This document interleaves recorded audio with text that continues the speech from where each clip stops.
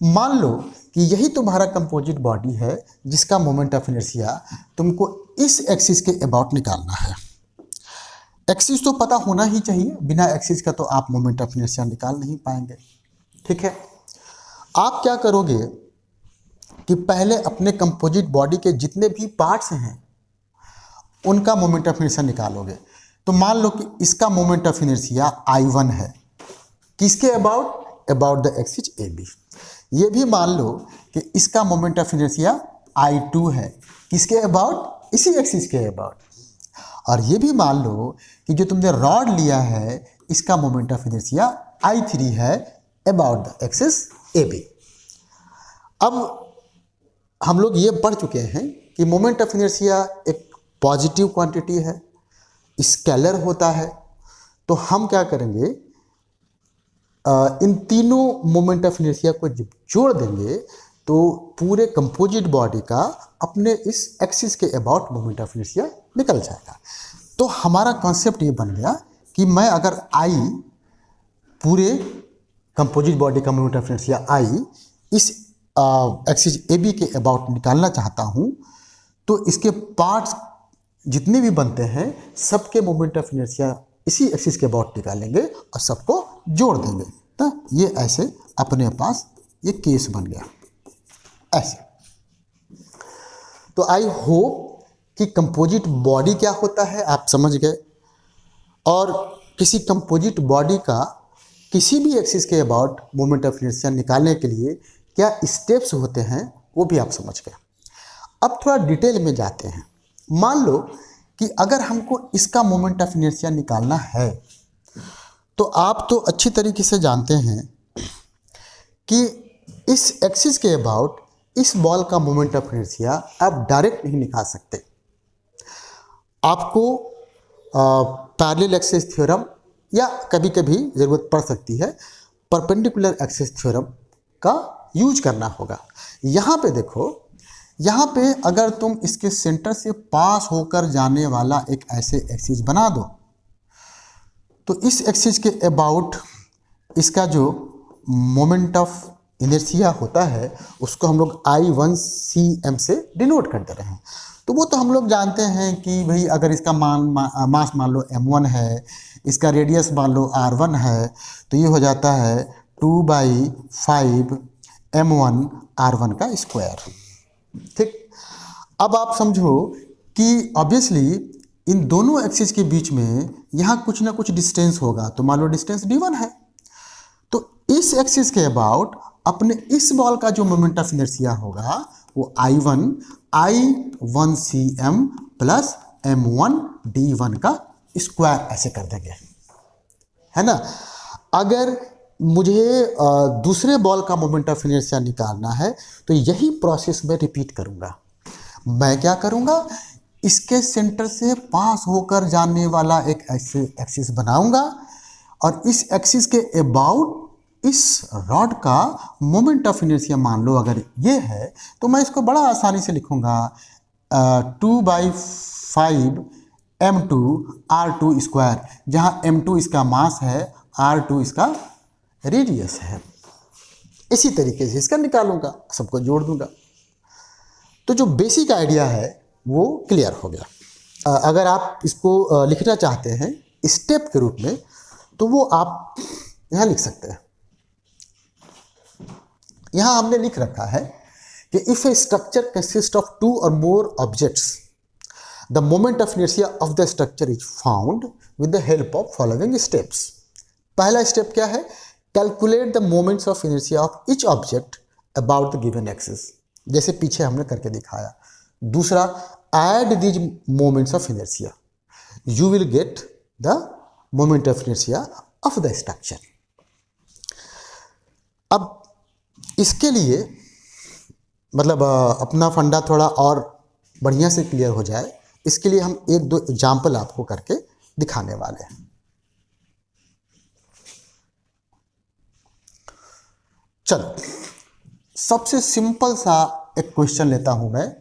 मान लो कि ये एक रॉड है जिसका मास है कैपिटल M और इसका लेंथ है ये L। अब हुआ ये कि इसके इस एंड पर एक छोटा सा इंसेक्ट जिसका मास स्मॉल m है ऐसे बैठ गया, और हमसे कहा जा रहा है कि भाई रॉड के सेंटर से पास होकर जाने वाले और इसके लेंथ के परपेंडिकुलर एक एक्सिस ले लीजिए ए बी। इस एक्सिस ए बी के अबाउट आप इस कंपोजिट बॉडी का मोमेंट ऑफ इनर्शिया निकाल के दिखाइए। तो बेटा सबसे बड़ी बात यह है कि कंपोजिट बॉडी में दो ही पार्ट है, एक है रॉड जिसका मोमेंट ऑफ इनर्शिया मैं निकाल सकता हूँ इस एक्सिस के अबाउट, बहुत अच्छी बात। दूसरा है इंसेक्ट, इसका भी मैं मोमेंट ऑफ इनर्शिया निकाल सकता हूँ इस एक्सिस के अबाउट। तो मेरे लिए काम आसान हो गया। तो मैं क्या करता हूँ, पहले इसका मोमेंट ऑफ इनर्शिया निकालता हूँ। इसको मैंने कहा I1। देखो ये इंसेक्ट है, साइज बहुत छोटा है, मान लीजिए ये पॉइंट के फॉर्म का है। अब सोचो कि तुम्हारे एक्सिस से ये जो पॉइंट है वो L/2 डिस्टेंस पर है ना, L/2 डिस्टेंस पर है। तो इसका मोमेंट ऑफ इनर्शिया हो जाएगा स्मॉल m L/2 का स्क्वायर, है ना। थोड़ा सिंप्लीफाई कर दीजिए इसको, ये हो जाएगा mL²/4। ये हमने पहले आपको एक्सप्लेन कर रखा है, पहला जो वीडियो बनाया था हमने मोमेंट ऑफ इनर्शिया के कॉन्सेप्ट के लिए, उसमें हमने आपको एक्सप्लेन कर रखा है। अच्छा, अब इस रॉड का बात करो तो रॉड के लिए मोमेंट ऑफ इनर्शिया निकालना तो बहुत आसान है भाई। इसका तो फार्मूला होता है ना। इसके फार्मूले के अनुसार ये कैपिटल mL²/12 हो जाएगा। तो मुझे क्या करना है, मुझे इन दोनों को सम ही तो करना था। तो ये देखिए हमने इन दोनों को सम कर दिया। वैल्यू रखिए, इस वाले की वैल्यू ये कितना है mL²/12 और इसकी वैल्यू थी स्मॉल m L²/4। आप चाहो तो इसको सिंप्लीफाई कर दो, बड़ा आसान है। अब जब हम आपको कंसेप्ट समझा रहे थे तो हमने आपको कहा था कि एक डम्बल ले लो, है ना। तो यहाँ तो हमने बहुत ही आसान सा एग्जाम्पल ले लिया।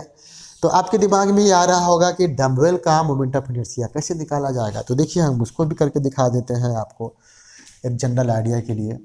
तो चलो ये मान लो कि तुम्हारा डम्बल है, और अगर मैं इसका प्रोनाउंसिएशन अच्छा नहीं कर रहा हूँ तो भाई माफ कर देना, है ना।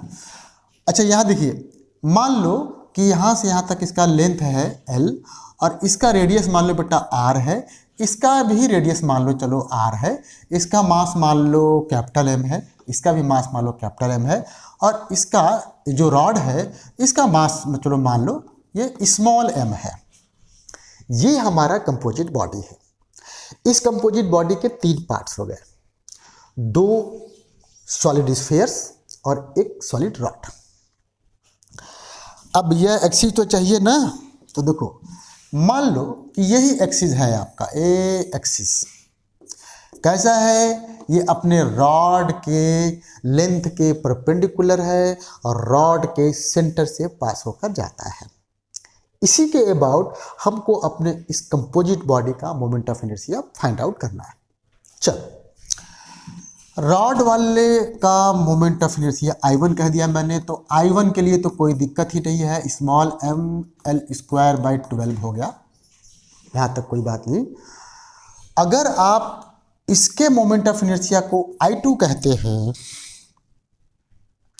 और बार बार मैं आपको याद दिला दूं कि जो भी मोमेंट ऑफ इनर्शिया किसी भी पार्ट का निकालेंगे आप, वो सब अपने एक्सिस के अबाउट ही निकालना है ना।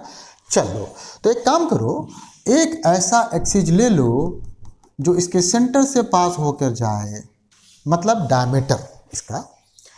तो ये इसके अबाउट मोमेंट ऑफ इनर्शिया तो आपने पहले ही पढ़ रखा है। कितना होता है, ये होता है 2/5 m/r², है ना, ये होता ही है। लेकिन ये तो हमने इस एक्सिस के अबाउट निकाला ना, तो हमको तो इसके अबाउट निकालना है। तो अब हम यहाँ पे क्या करेंगे, अब हम यहाँ पे पैरेलल एक्सिस थ्योरम लगा देंगे। अब सोचो कि यहाँ से लेकर यहाँ तक ये डिस्टेंस कितना हुआ। तो डिस्टेंस बेटा देखना, यहाँ से यहाँ तक तो L/2 हो गया है कि नहीं, क्योंकि रॉड का ठीक आधा है ना, मतलब मिड पॉइंट से जा रहा था ये, और यहाँ से यहाँ तक जोड़ोगे तो क्या हो जाएगा आर। तो तुम्हारा जो डी हुआ इसको D2 कह दो, तो D2 हो गया L/2 प्लस आर। तो I2 जब निकालोगे तो I2 के लिए पैरेलल एक्सेस थ्योरम लगाओगे, तुम्हारा हो जाएगा 2/5 capital MR² plus mass into D का स्क्वायर। डी तो अपने पास कैपिटल R प्लस L/2 है, ये ऐसे कर दिया मैंने। आपको क्या लगता है ये बिल्कुल इस एक्सिस के अबाउट सिमेट्रिक है हमारा स्ट्रक्चर? तो कहने का मतलब ये हो गया कि इसका भी तो मोमेंट ऑफ इनर्शिया यही हो जाएगा, तो I3 भी आपका देखिए यही वाला हो जाएगा।